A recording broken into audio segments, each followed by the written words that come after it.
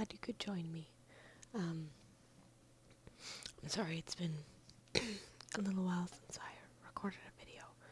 Um, just life has been busy, and well, I don't want to, dump all my problems on you guys, but I do have depression, and it's been worse lately with the dark, cold Canadian winters. So I just have been dealing with that, and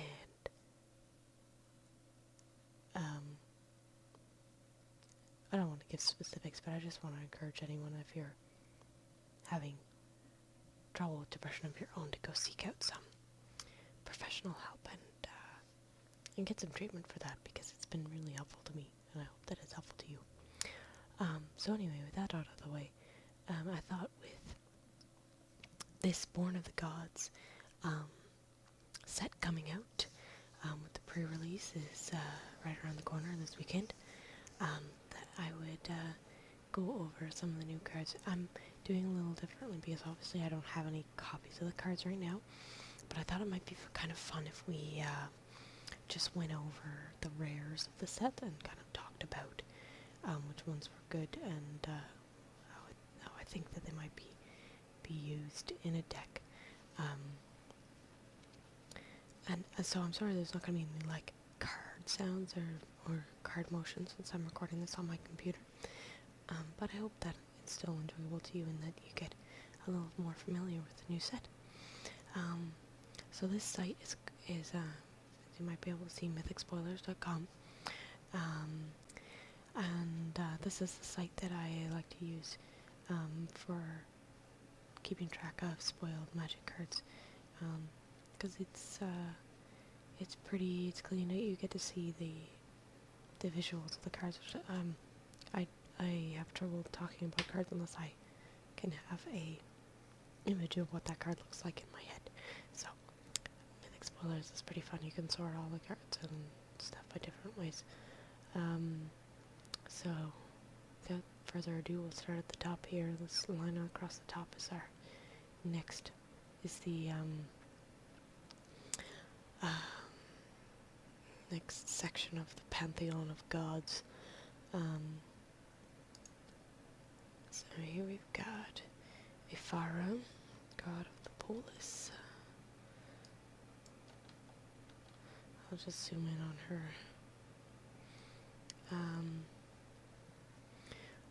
So Ifara, god of the polis. She's a legendary enchantment creature god, indestructible. And as long as your devotion to white and blue is less than 7, Ifara isn't a creature. So you might remember if you played with the last set, devotion means how many mana symbols in the mana cost that you have on permanents on the field. So that means like creatures and enchantments. Basic lands don't count because they don't have a mana cost, so it has to be as part of the mana cost. So her devotion is white or blue. If you have a hybrid mana cost, so the ones with the little slash in there, half white and half blue, one of those will count for 1 devotion. So if it's a half white, half blue, that's 1 devotion. If it's half white, half black, that's 1 devotion. If it's half red and half blue, that's 1 devotion. I'm pretty certain that's how it works. Because it counts for like 1 point of mana, basically. And at the beginning of each upkeep, if you had another creature enter the battlefield under your control last turn, draw a card. So she gives you extra card draw if you played some creatures last turn. And if your devotion is 7 or greater, that's how it's worded. If it's less than 7, so that means that if it's 6, 5, 4, 3, 2, 1, 0, then she is not a creature. And if it's 7 or up, then she is a creature. And so then she's a 6/5 indestructible creature, which is pretty solid. So that's Ifara, god of the polis. So that's white, blue. She's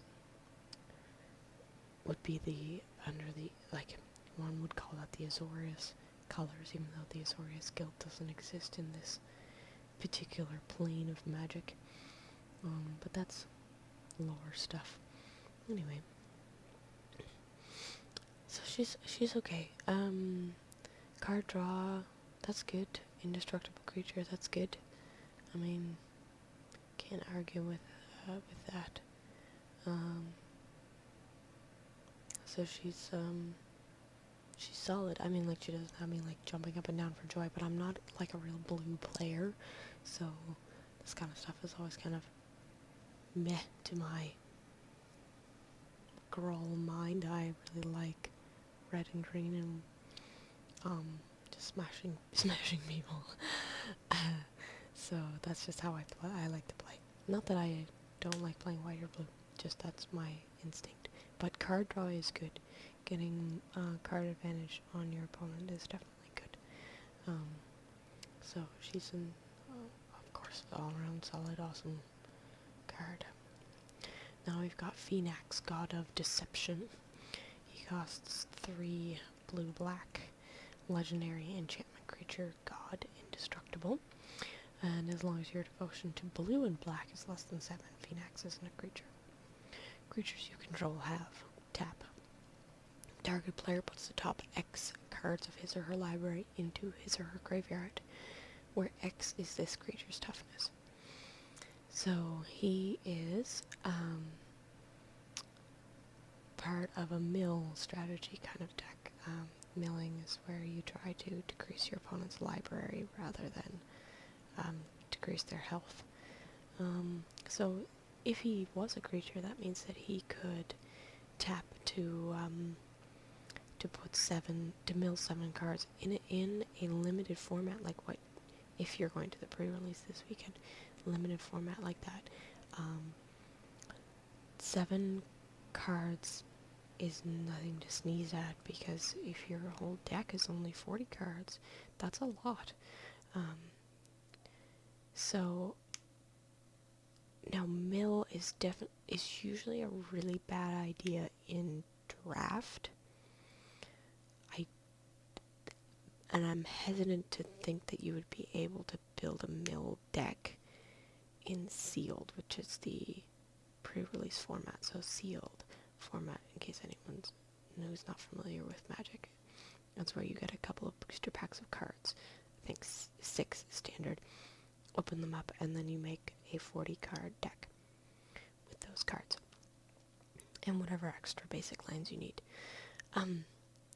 So I don't know enough about it to know whether he, in and of himself, like, if he's worth putting into the deck if you can't get a mill kind of thing going. But I think he might see more play outside of a limited format. So in comparing him to, like, Ifara, she's definitely solid in a limited format. He's probably better in a constructed standard format where you can really tailor your deck towards milling and take advantage of that that ability of his, and, you know, fill your deck with lots of creatures with big toughness and that sort of thing. So it makes for an interesting kind of mill deck, I think. So moving on, we've got Mogus, God of Slaughter. He costs 2 black-red, legendary enchantment creature, God, indestructible. As long as your devotion is black, 2 black and red is less than 7, Mogus isn't a creature. So, seeing a theme here. At the beginning of each opponent's upkeep, Mogus deals 2 damage to that player unless he or she sacrifices a creature. That is nasty. And he's a 7/5 if he is a creature, so that's also nasty. A 7/5 for 4 is just, that just blows the vanilla test out of the water. Vanilla test is where you want to see kind of a power and or toughness equal to or greater than the converted mana cost. So he costs 4 mana to cast. is 7. 7, it boggles the mind. So he's a big, tough, massive creature. So the only key would be making sure that your devotion is that high. And at the beginning of each opponent's upkeep, that's really difficult to deal with, because you're steadily going to be losing life, or you're steadily going to be losing creatures. So that really puts a lot of pressure on your opponent to deal with an indestructible god card. So I'd say, falls solidly in the bomb camp, because him on the battlefield means that you basically have a 10-turn clock. If you have, you start with 20 health, and he can do 2 damage each turn. If you do nothing except have this indestructible guy sitting on the battlefield, that you might win the game, so he's really strong. I like that guy, I think.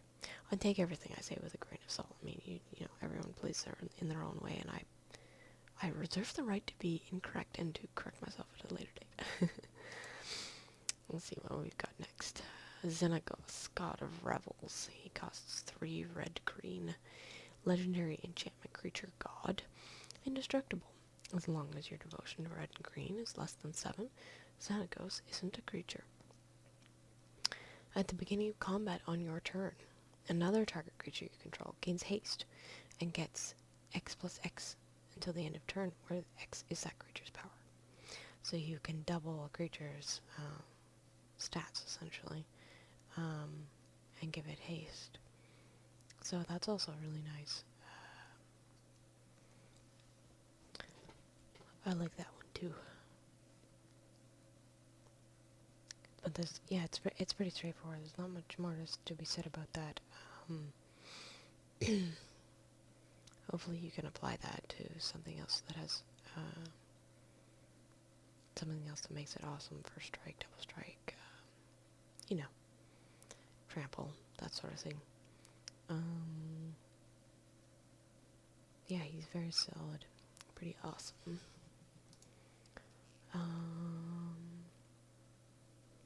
Definitely good. And he and Mogus are great and limited, I think. Karamatra, God of Harvests. She costs 3 green-white, legendary enchantment creature god. Indestructible. As long as your devotion to green and white is less than 7, Karamatra isn't a creature.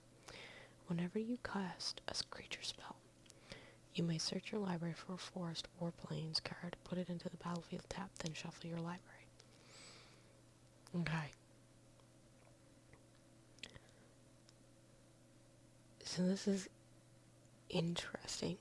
I don't know how I feel about, this is what we call a ramp. Something that can increase the amount of land that you can play per turn, which is normally 1. You could end up, depending on how much mana you had and how many creatures you had, you could ramp a lot. So, it depends on your deck. If you've got some big, fat creatures, that you need a lot of extra mana, even after having 5 mana in order to be able to cast her in the first place, and you still need more, that, if you look at this thesaurus here at the bottom, this tries to compare it to some other cards. It's having trouble finding anything to compare that ability to. I'm gonna have to think about this one. And she is a 6/7 indestructible that aids you in getting more devotion onto the battlefield to make her a creature. So that is kind of neat, that she has a mechanism to help you increase your devotion by giving you more mana so that you can cast more permanents. I kind of like that. She literally makes your forests and fields grow. So that's neat. Yeah, I'm gonna have to think. I'll have to see how she plays out. She's neat. Alright, so move on to the next. There's some, you can see some uncommons and rares here, or commons and uncommons. If you want to know more about them, I'd suggest checking out something like the Limited Resources podcast.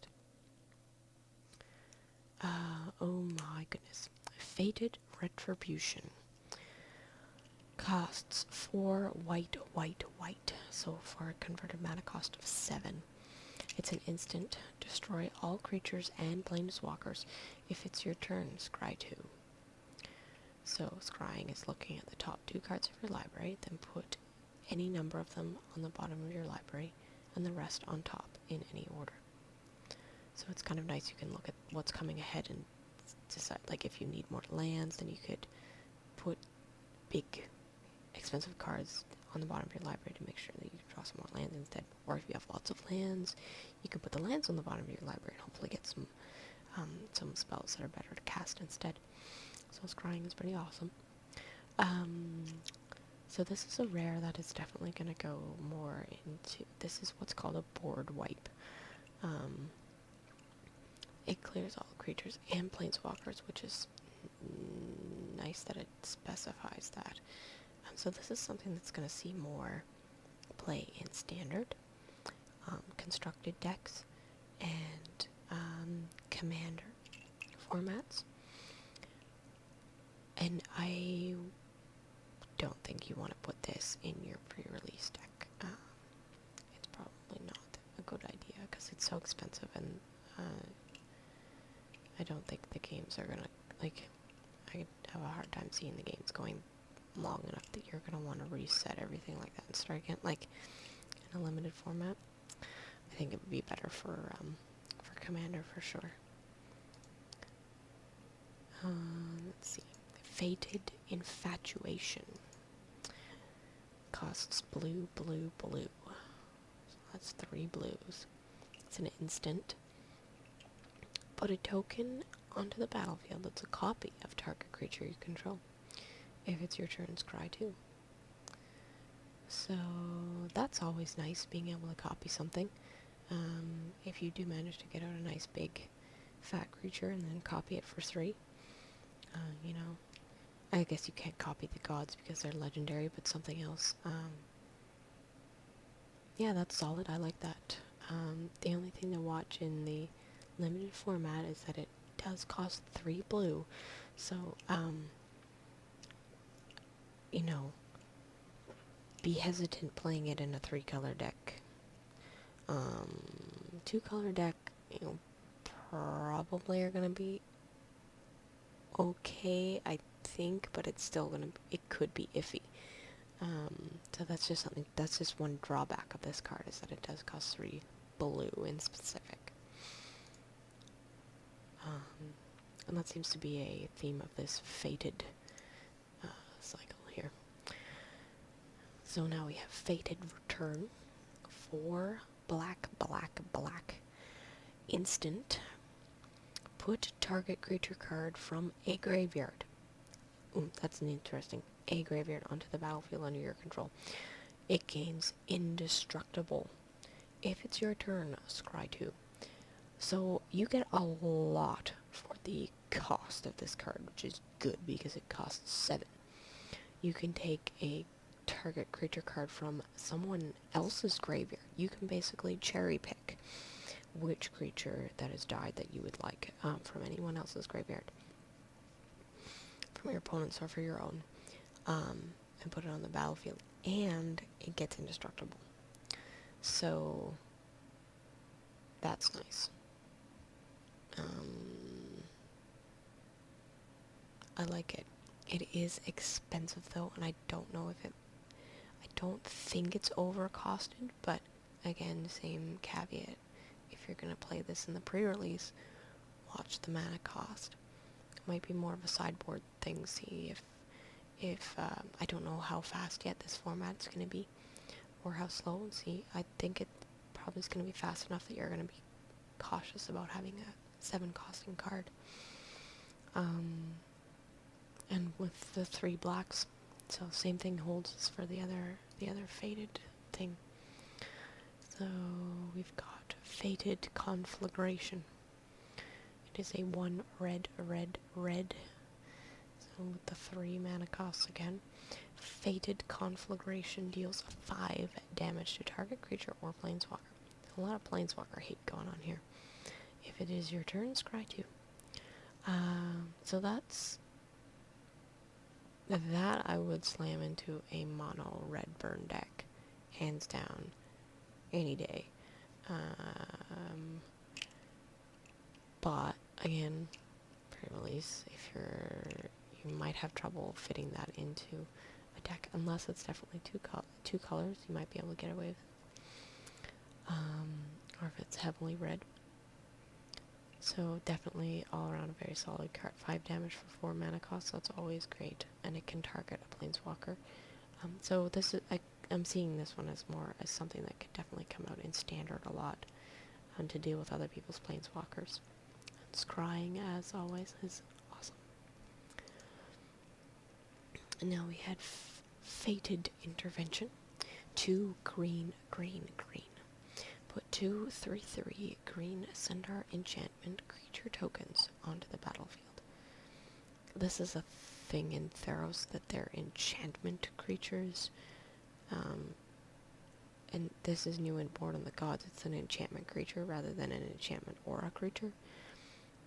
Just keep that in mind. But anyway, so you get 2 3/3 creatures for 5. So that is good. That's a good, like, I like the cost per what you get is good, and you get to scry, so this is definitely a very solid card. I like it. Again, watch the mana cost. That's all I'd have to say about that. Let's see, what else have we got? We've got some creatures here, some rare creatures. Let's see. For the white, we've got a silent sentinel. 5 white, white, an archon creature with flying. And whenever silent sentinel attacks, you may return target enchantment card from your graveyard to the battlefield. So that's quite nice. There's a lot of cards that are labeled that are enchantments in this set, both. And don't forget, with the pre-release, you're going to be getting both Theros and Born of the Gods cards. So there's lots of good enchantments in Theros. There's all the bestow, enchant creatures. Let me double check. I think the gods also count as enchantments, didn't they? Or did they? Yes, enchantment creatures. So he can pull the gods back from the graveyard. So yeah, just a very solid, and a flyer. I mean, so awesome card. I was kind of hoping we could have some crappy rares to talk about, but we haven't really encountered any yet. Let's see. Arbiter of the Ideal. 4 blue, a creature Sphinx. Flying, and he has Inspired. Inspired's a new mechanic in Born of the Gods. And basically, whenever you untap this creature, something happens. So, whenever Arbiter of the Ideal becomes untapped, reveal the top card of your library. If it's an artifact, creature, or land card, you may put it onto the battlefield with a manifestation.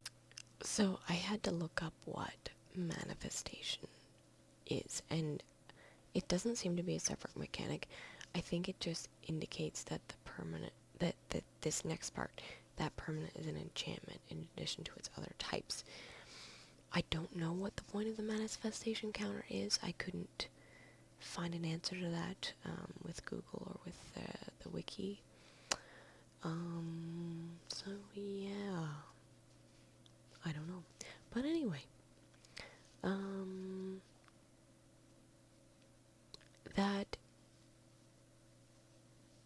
that is an awesome mechanic. You get to play an artifact or a creature or a land for free every time he untaps. So hopefully you'll be swinging a lot with this guy, or have another way to make him tap. Oh, this is This is where this could tie into that god that makes people tap, or that gives the creature's ability to tap. Can tap, mill your opponent for 5, and then untap and have this inspire effect without risking it by attacking. So just another way that it could happen. Oh, look at this. I just realized if you get a rollover, you get the promo art. So if you pick blue in the pre-release, this is a card. This is your promo card that you're gonna get.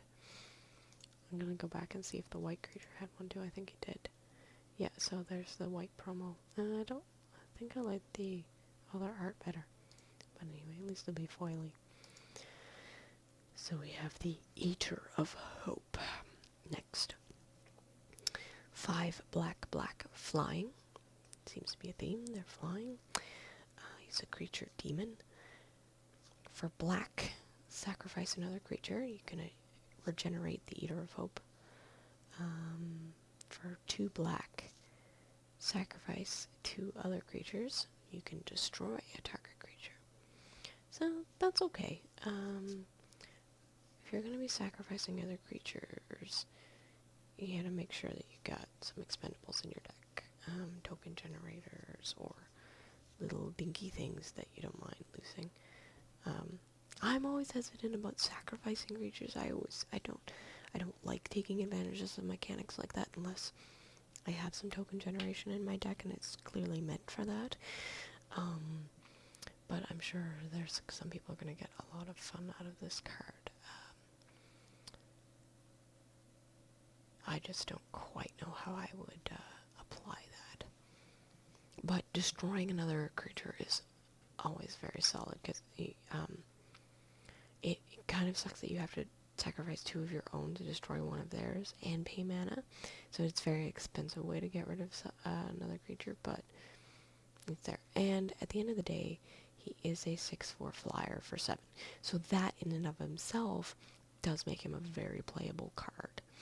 Even if you're not going to... Whoa, the alternate art is kind of intense. Anyway, so even if you're not going to use him necessarily to be sacrificing and such, you know, he's still a good creature in and of himself. For red, we have the Forgestoker Dragon. For red, it's his cost. He's a dragon creature, as one might imagine. He's flying, and he has the ability 1 red. Forgestoker Dragon deals 1 damage to target creature. That creature can't block this combat. Activate this ability only if Forgestoker Dragon is attacking. And he's a 5/4. So that's interesting. There's a lot of flexibility there. He can get rid of something that could block him if he was attacking, making sure that it can't block. He could... That little 1 damage ping, don't underestimate that. Because there's a number of creatures that have only 1 toughness that are still forces to be reckoned with. Anyone who's familiar with Theros right now knows the Master of Waves. He's a 2/1 toughness creature that brings in basically an army of little elemental token creatures with him. And if you kill him, you can get rid of the tokens quite easily. So that, like, to send him out would be quite solid. And I know that there's some other creatures that have only 1 toughness that are not so easy to deal with. So that's you know, the kind that creatures that have only 1 toughness, so they kind of sit and hang back, and you don't necessarily attack with them, but they have something that changes up the state of the board, and you want to get rid of them. So that is useful, and also being able to clear his own way to swing without a blocker. That's always good too. So there's his alternate art. That's quite frightening. And then we have the Nessian Wildsravager. 4 green, a Hydra creature. And he's got Tribute 6. Tribute is another new mechanic that I am a huge fan of. So Tribute 6. As this creature enters the battlefield, an opponent of your choice may place 6 +1/+1 counters on it. So you basically will play this card and pick an opponent, or your only opponent, and say, would you like to play Tribute? And so they have to decide, are they going to make your 6/6 Hydra into a 12/12 Hydra? Or, when Nessian Wildsravager enters the battlefield, if Tribute wasn't paid, you may have the Hydra fight another target creature. So chances are with the 6/6, you're probably going to stomp over and kill one of their creatures quite easily. So they have to decide, do they want to deal with a 6/6 or they want to lose a creature? I think most of the time they're probably going to decide to lose a creature rather than having to deal with a 12/12 Hydra.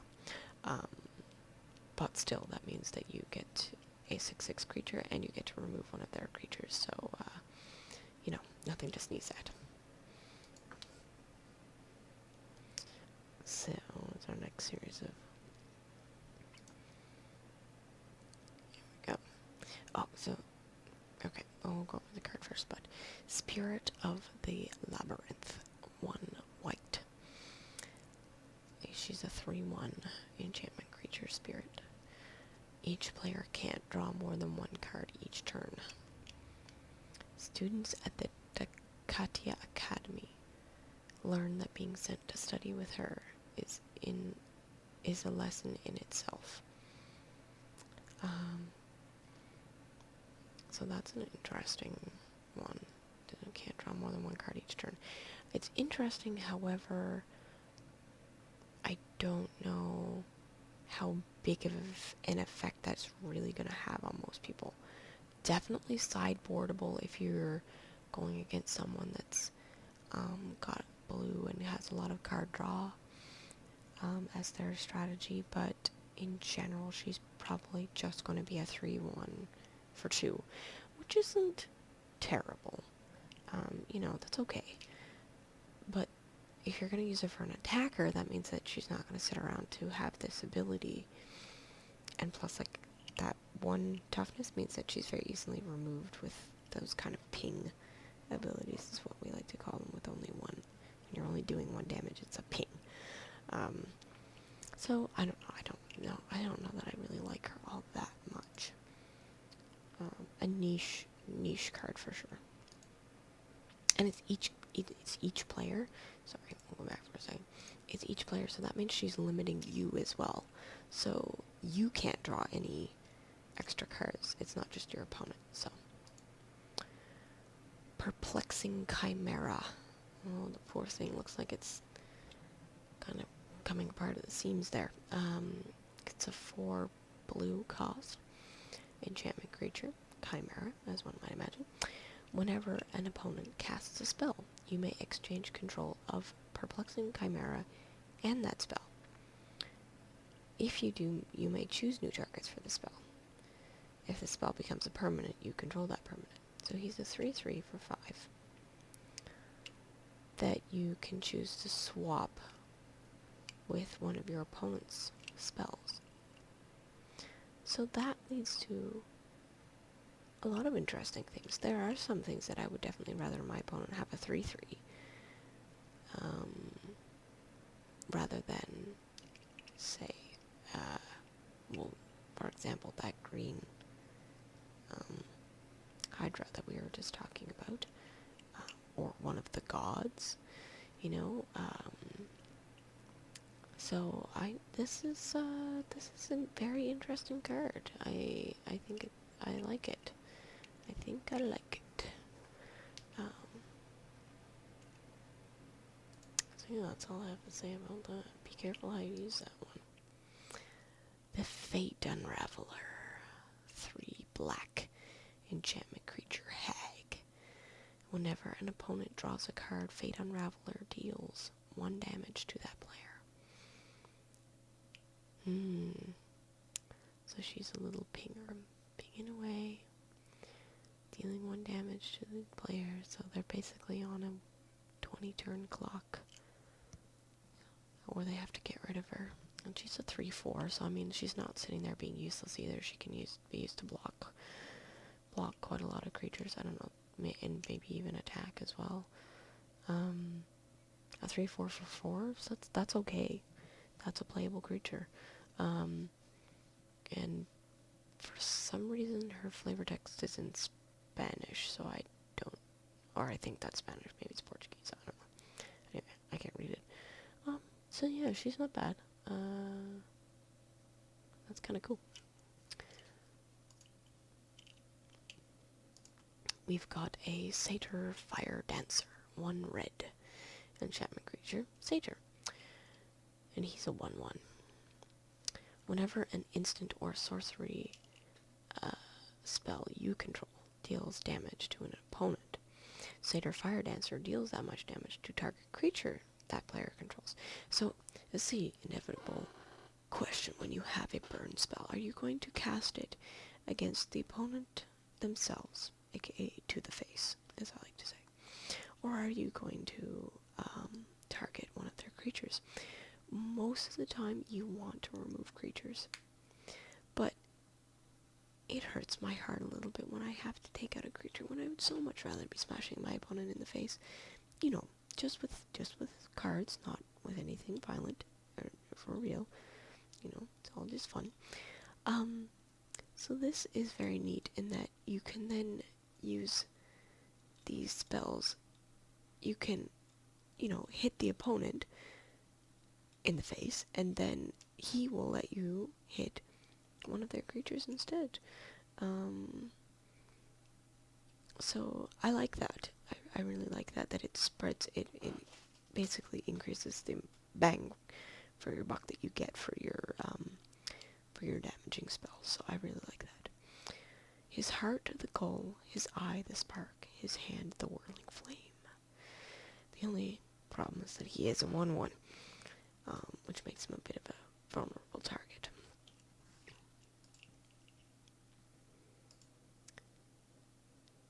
And then we have, for green, the Courser of Krufix. 1 green, the enchantment creature Centaur. Play with the top card of your library revealed. You may play the top card of your library if it's a land card. Whenever a land enters the battlefield under your control, you gain 1 life.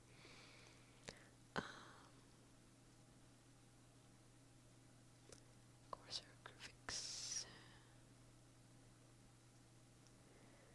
And he's a 2/4 for 3, so that's not bad.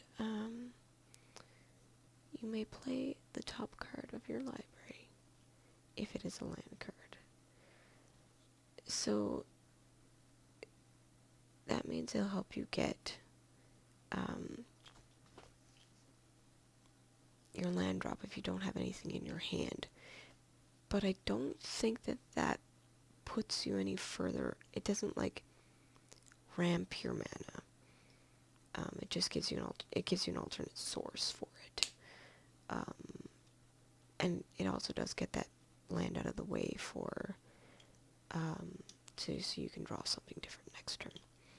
So there is that. So I'd say that's very solid. And then the incidental life gain is also nice as well.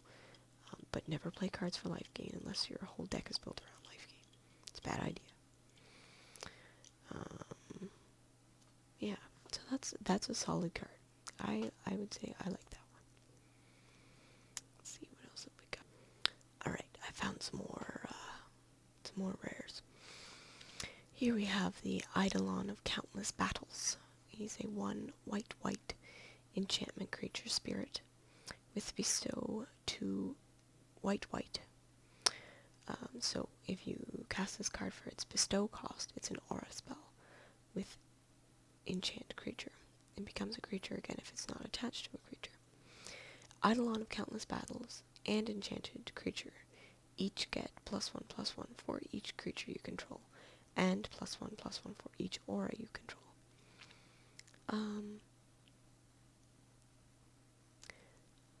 So if you play him by himself, he is just a creature. So he will be a 1/1. So a 1/1 for 3 by himself. Not that great. But if you put him onto, if you enchant him onto a creature, or bestow him onto a creature, then he becomes an aura. And the enchanted creature counts as a creature. So he will bestow, at minimum, +2/+2. And then add in any more creatures that you happen to have. That, I like that. I like that card. For 4, you get an enchantment that basically increases based on how many creatures you have. And at bare minimum, well, and each aura. So if you have any more aura enchantment spells, it's going to become more powerful as well. So, yeah, that's really good. I really like that one. And here we have Guild. 3 black. It's a sorcery. Exile target creature. Put a colorless artifact token named Gold onto the battlefield. It has sacrifice this artifact, add 1 mana of any color to your mana pool.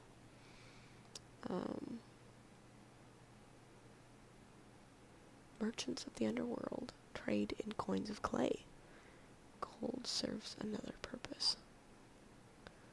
So gold is a punishment.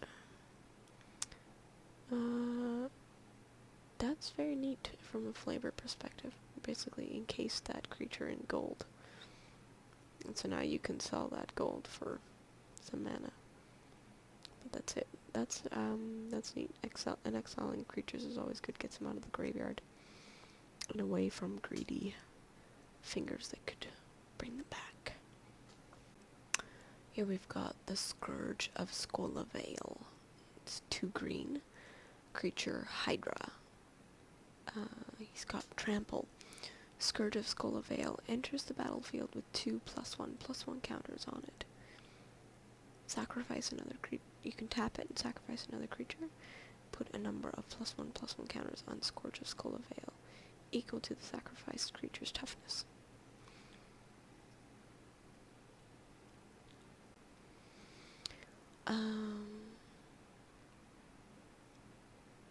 So that's not bad. I like that it gets multiplied by the toughness, rather than just 1 per sacrificing a creature. And don't forget that these abilities can be done on an instant level, so you can declare a creature as a blocker and then sacrifice it to the Scourge of Skolavale. It's like you can kind of get a 2-for-1. So, yeah, that's not bad. That is not bad indeed. And with Trample, that makes it very worthwhile. And here we've got Winds of the Fates. It's 5 red sorcery. Starting with you, each player separates all permanents he or she controls into 3 piles. Then each player chooses one of his or her piles at random and sacrifices those permanents. And piles can be empty. Interesting. So you could gamble on a 66% chance that you don't get all of your permanents destroyed if you wanted to. This is what we call a crap rare. This is silly and useless, and it might be fun in like EDH, but my god, do not put this in your pre-release deck. This is silly. This is nonsense, and I don't want this. That's ridiculous. It's kind of almost like a board wipe, I guess. I mean, it certainly stirs things up a lot. So I think it would be probably fine in an EDH deck just for craziness and fun. But don't put it in your pre-release deck, that's for sure. Okay, I've realized there are far too many rares to do all in one night, so I'm gonna finish off with this this crazy one here. The Chromanticore costs white, blue, black, red, green, so that's one of each. It's an enchantment creature, Manticore. For bestow, cost 2 white, blue, black, red, and green. If you cast this card for its bestow cost, it's an aura, blah blah. We went through that already. It has flying, first strike, vigilance, trample, and lifelink. Flying, first strike, vigilance, trample, and lifelink. Yes, that's 5 different abilities, one for each of its colors. And the enchanted creature gets +4/+4, and has all of those abilities. And he's a 4/4 for 5. That creature is nuts. If you manage to build a deck that actually supports it, power to you. That would be amazing.